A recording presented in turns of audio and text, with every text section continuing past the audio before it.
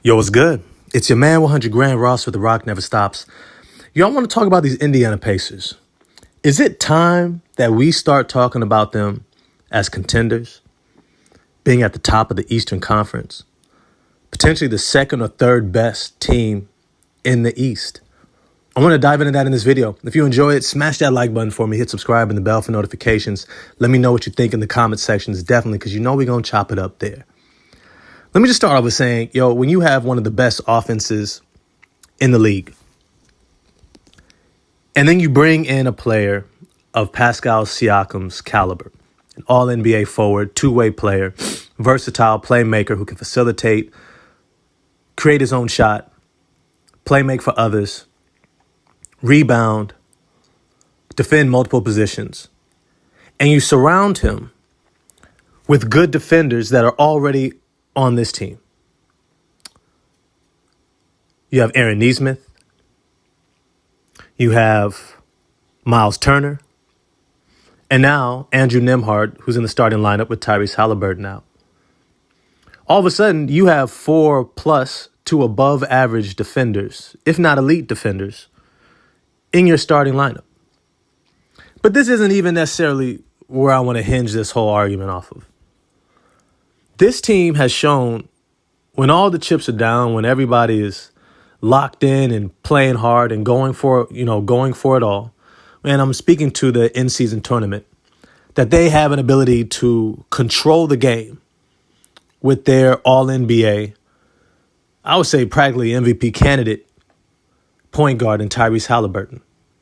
You see, if you have the ability to control the game, you have an ability to ensure that you control it in a way that gives your team the advantage and improves their outlook for winning every time. Which means that in order to beat them, you're going to have to play at such a high caliber that most of the time you're not going to be able to perform at. You're going to have to be able to withstand the controlled tempo, shoot the increased tempo, the number of threes and quality looks that the other team is getting. You're going to have to match that. And if you don't have a floor general, somebody who can do that, well, you end up with a disadvantage every time, especially when teams are locked in. And when we see this high-powered, high-octane offense, right, reminds us a lot of, the 15 seconds or less Mike D'Antoni Phoenix Suns offense. The Los Angeles Lakers, Showtime led by Magic Johnson, flying up and down the court. But many times we think of that type of an offensive style and we see it as reckless, unsustainable, not something that really translates. But it usually does not translate when you don't have the point guard for it.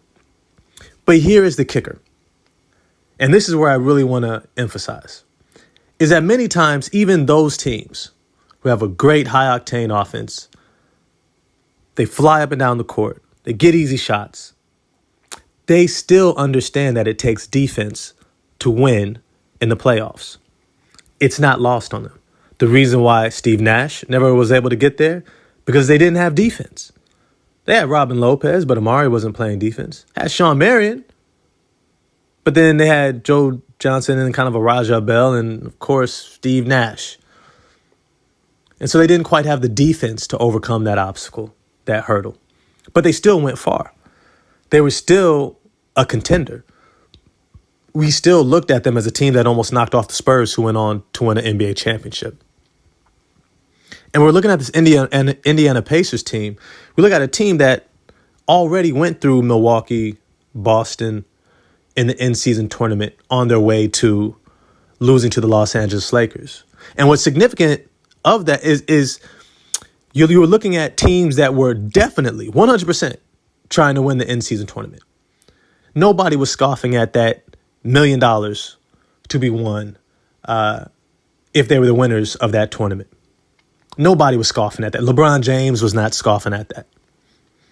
And so everybody was locked in. And yet, between their head coach, their Hall of Fame head coach, NBA champion head coach, Rick Carlisle, and Tyrese Halliburton and the crew, they were able to control those games and be in it all the way through until they ran into the master game controller of LeBron James, and then they lost. But now you insert Pascal Siakam.